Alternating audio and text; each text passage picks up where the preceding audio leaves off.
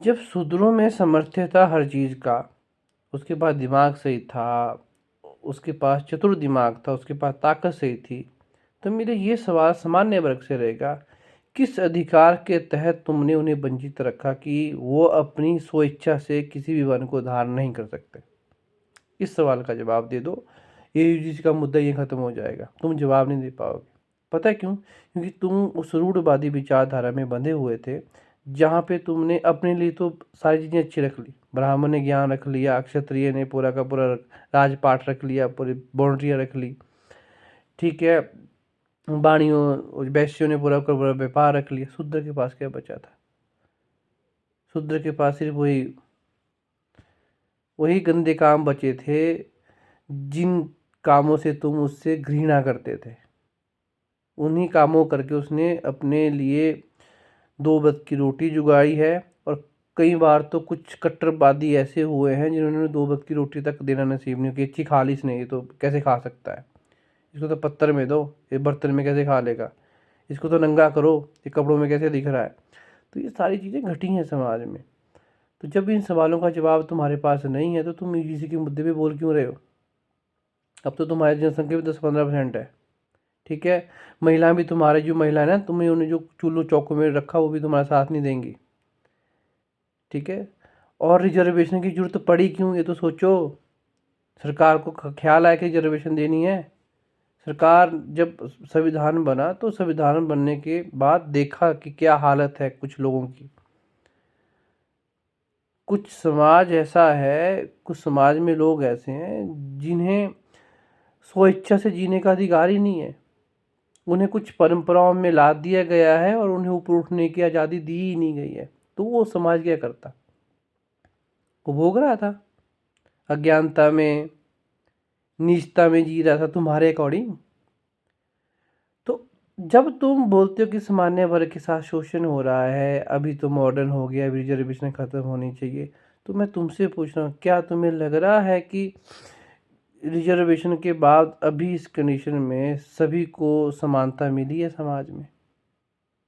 लग रहा है? अभी भी SC ST एक्ट के अंतर्गत कितने मुकदमे होते हैं, देखना जरा अदालतों में। अभी भी कहीं पे किसी दलित बंदे को घोड़ी पे नहीं बैठने दिया जाता कि दलित है घोड़ी पे कैसे बैठ गया, ठीक है। अभी भी इंटरकास्ट मैरिज जब होती है, तो कुछ लोग SC ST का देख के मार देते हैं, नीच के साथ शादी कर ली। ये सच्चाई है समाज की। तुम्हारी सोसाइटी में तुम खुद देखो, तुमने कितना कर SC ST समाज के लोगों को अपने करीब लाया है, कितना उनके साथ खाने को बैठे हो, कितना उनके साथ व्यवहार किया तुमने। तो राजनीतिक प्रक्रिया ही सॉल्यूशन बची है, क्योंकि सामाजिक चीज़ों पे तो तुमने बंद कर दिया। अगर तुम बहुत इंटेलेक्चुअल होते, तुम्हारे पास दुनिया भर के वेदों का ज्ञान था, हर चीज़ थी, तो इस कड़ी में तुम कहाँ पीछे रह गए भाई? क्यों क्यों तुमने इंसान को इंसान से जुदा कर दिया? क्यों तुमने इस उस इंसान के जीने के हक उससे छीन लिए कि नहीं, तू तो ऐसे ही जिएगा, और इससे आगे तूने कुछ सोची भी जीने की, तुझे मार दिया जाएगा, तेरे साथ ही ये चीज़ें होंगी। तो समाज में जो कुछ भी घट रहा है ना, वो प्रतिबिंब है तुम्हारे कर्मों का। मेजोरिटी, अभी मैं सच बोलूँ, जितनी रिजर्व कैटेगरी की जो संख्या उनकी मेजोरिटी है, उनमें महिलाएं आती हैं, उनमें SC आते हैं, उनमें ST आते हैं, उनमें OBC आते हैं, उनमें माइनॉरिटीज़ जो आपकी अदर्स हैं वो आती हैं सारी। तो तुम किस किस से लड़ोगे? 10-15% लोग। तुम सोचते हो कि सरकार तुम्हारे नियंत्रण में, सवाल सरकार तुम्हारे नियंत्रण में नहीं है। हाँ, तुम सरकारी व्यवस्था का हिस्सा हो, लेकिन उस व्यवस्था में अगर तुम्हें बने रहना है, तो इन 80-85% लोगों को खुश करना पड़ेगा। ये डेमोक्रेसी है। और इस डेमोक्रेसी में तुम बोलो कि हम तानाशाही ले आएंगे, वो भी नहीं होगी, क्योंकि पहले के लोग डरते थे, जाहिल थे, ठीक है, उन्हें दबा के रखा जाता था। अभी तो हर एक बंदा हर एक तबके का दिमाग रखता है, लड़ने का गुदा रखता है, मादा रखता है। और जब बात आत्मसम्मान की आती है, स्वाभिमान की आती है, तो मरता क्या नहीं करता। और तो अभी संविधान ने हक दे रखा है कि तू कर, मर क्यों रहा है, तो करेगा। तो सरकार ने जो UGC लाया है, ये कुछ कर्म ऐसे घटे जिन कर्मों में शोषण कुछ ज़्यादा बढ़ गया था, तो समाज में देखा कि गंदगी फिर बढ़ रही है, तो दोबारा कानून लेके आए कि इसको अब एक्ट बना दो कि ऐसा कुछ घटा तो ये चीज़ हो जाएगी। ठीक है, क्योंकि सामाजिक सॉल्यूशन तुम्हारे जितने भी संगठन थे उन्होंने नहीं दिया भाई। मैं खासकर हिंदू समाज की बात कर रहा हूँ, सनातन धर्म की बात कर रहा हूँ। तुम्हारे पास धार्मिक प्रक्रिया थी कि तुम इस चीज़ को ख़त्म करते, तुमने नहीं करी। ठीक है, तुम्हारे पास सामाजिक प्रतिक्रिया थी, सोशल इश्यूज थे, उनके थ्रू इस चीज़ को ख़त्म करते, तुमने नहीं करा। तो अब एक हथियार बचा, राजनीतिक हथियार। जो हथियार कुछ लोगों ने लड़ के लिया है, कुछ लोगों ने कुर्बानियाँ दे के लिया है, तो वो कैसे छोड़ देंगे वो लोग? वो नहीं छोड़ेंगे। अब उस चीज़ को इस समाज में अपनाना तुम्हारी भी मजबूरी बन चुकी है। ये तुम समझ चुके होने कि तुम, या तो तुम अगर इतने शक्तिशाली हो, if you are so strong, जाओ नया देश बनाओ। तो 10-15% जो पॉपुलेशन है तुम्हारी, तुम लोग क्या देश बना पाओगे? तुम दो चीज़ें कर सकते हो, देश छोड़ के जा सकते हो, और जो तो मैक्सिमम टाइम हो रहा है भारत में खासकर। ये डाटा हमारे पास है कि यहाँ से जो जनरल कास्ट के लोग थे वो काफ़ी छोड़ के जा रहे हैं देश, वो बाहर जाके नौकरियाँ कर रहे हैं। करो फिर नौकरी नहीं है वहाँ पे, कोई बिजनेस नहीं कर रहे।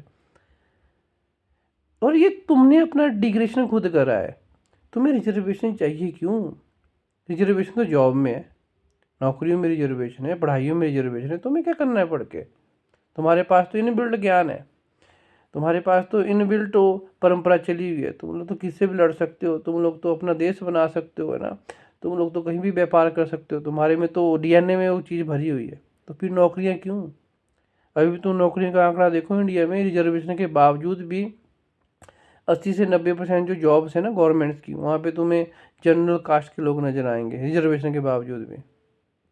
क्योंकि SC ST वाला निकल जरूर जाता है, वो जॉब्स में जरूर वहाँ प्लेस हो जाएगा, लेकिन शोषित होने के कारण वो अपना रिजर्व वहाँ पे रिज़ाइन दे के वो वहाँ से निकल आएगा, कुछ ना कुछ अपना काम स्टार्ट कर लेगा।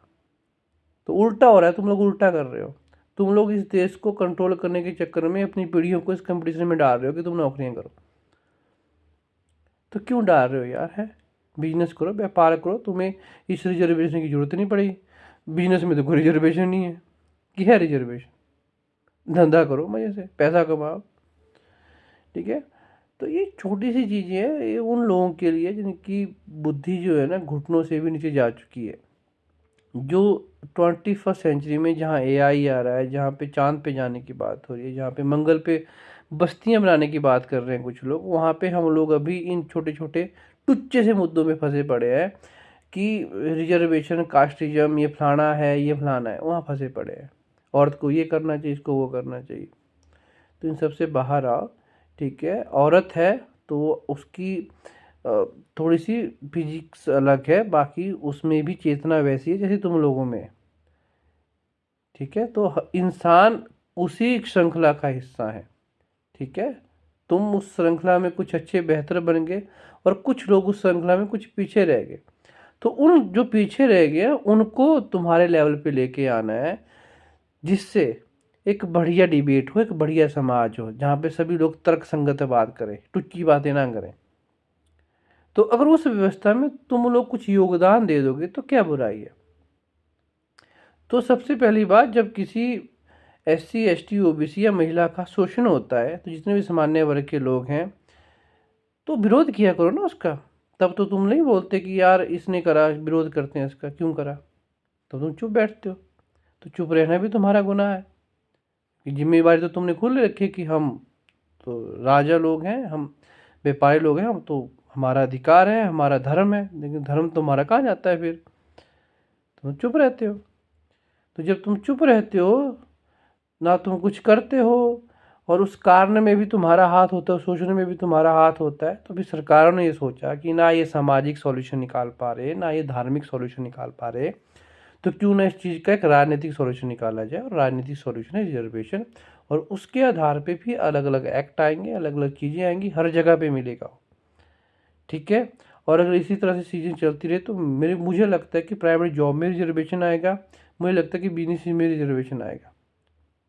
क्योंकि जो अभी डाटाज आ रहे हैं, आंकड़े आ रहे हैं कि कुछ लोग जो गवर्नमेंट जॉब में जा रहे हैं, वहाँ पे जो उनका बॉस है वो अलग किसी कास्ट का है, सामान्य वर्ग का, तो शोषण कर रहा है उसका, उसके साथ वो चीज़ें उस तरह की हो रही हैं, उसको प्रमोशन नहीं मिल पा रहा है जल्दी, उसको ड्यूटी के नाम पे परेशान किया जा रहा है ना, तो ये चीज़ें चलेंगी ऐसी।